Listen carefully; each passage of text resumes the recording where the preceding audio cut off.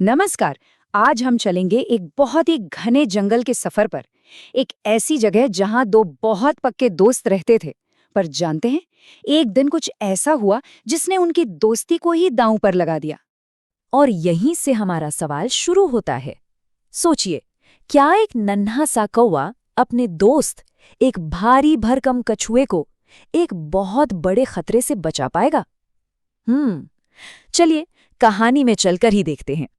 तो कहानी शुरू होती है एक बेहद शांत और खूबसूरत जगह से, और यहीं हमारी मुलाकात होगी कहानी के दो खास किरदारों से।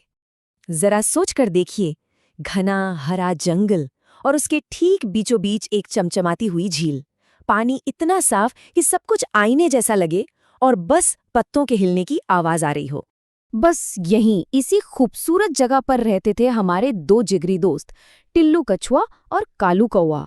उनकी दोस्ती बड़ी पक्की थी। सारा दिन साथ खेलना, बातें करना, सब कुछ बढ़िया चल रहा था। लेकिन एक दिन अचानक उस जंगल की खामोशी टूट गई। और खतरा आया भी तो कैसे? चुपके से झाड़ियों के पीछे से निकला एक शिकारी, और उसके हाथ में था एक बड़ा सा जाल। उसके इरादे बिल्कुल भी ठीक नहीं लग रहे थे।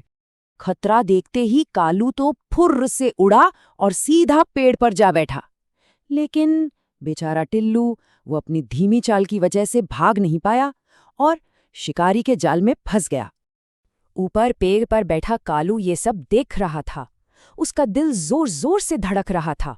उसने मन ही मन में ठान लिया, नहीं, मैं अपने दोस्त को ऐसे नहीं छोड़ सकता, मुझे उसे बचाना ही होगा। अब कालू ने जल्दी जल्दी सोचना शुरू किया, क्या किया जाए, क्या किया जाए।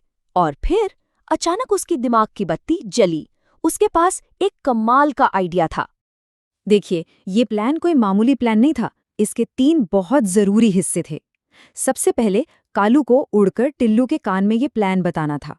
फिर टिल्लू को एकदम मरे होने का नाटक करना था। और आखिर में कालू के एक खास इशारे का इंतजार करना था। टिल्लू ने अपने दोस्त की बात बड़े ध्यान से सुनी।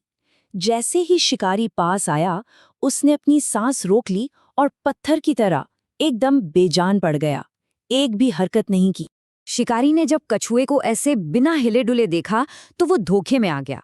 उसे लगा, अरे, ये कछुआ तो लगता है मर गया है। और बस यहीं से शुरू होता है कहानी का सबसे मजेदार, सबसे रोमांचक हिस्सा, शानदार बचाव। शिकारी को लगा कि अब तो टिल्लू से कोई खतरा है ही नहीं, तो उसने उसे बाहर निकालने के लिए अपना जाल खोल दिया। और बस यही तो मौका था। पेड़ पर बैठे कालू ने जोर से आवाज लगाई, काऊ काऊ। इशारा मिलते ही जो टिल्लू अभी तक बेजान पड़ा था, उसमें जैसे बिजली सी कौन गई। वो एकदम से हरकत में आ गया और शिकारी तो हक्का बक्का रह गया। शिकारी कुछ समझ पाता, कुछ कर पाता, उससे पहले ही टिल्लू ने पूरी जान लगाकर दौड़ लगाई और सीधा छपाक झील के पानी में कूद गया। अब वो पूरी तरह सुरक्षित था। तो देखा आखिर में क्या हुआ? और सबसे जरूरी बात, इस पूरी कहानी से हमें सीखने को क्या मिलता है? हुआ ये कि टिल्लू पानी में सुरक्षित था, कालू पेड़ पर खुश था, और बेचारा शिकारी, वो अपना खाली जाल लेकर देखता ही रह गया। ये सब मुमकिन हुआ सिर्फ एक होशियार तरकीब की वजह से। और यहीं इस कहानी की सबसे बड़ी सीख छिपी है कि जब भी कोई मुश्किल आए तो ताकत हमेशा काम नहीं आती। जो अपनी बुद्धि का, अपनी अकल का इस्तेमाल करता है, जीत हमेशा उसी की होती है।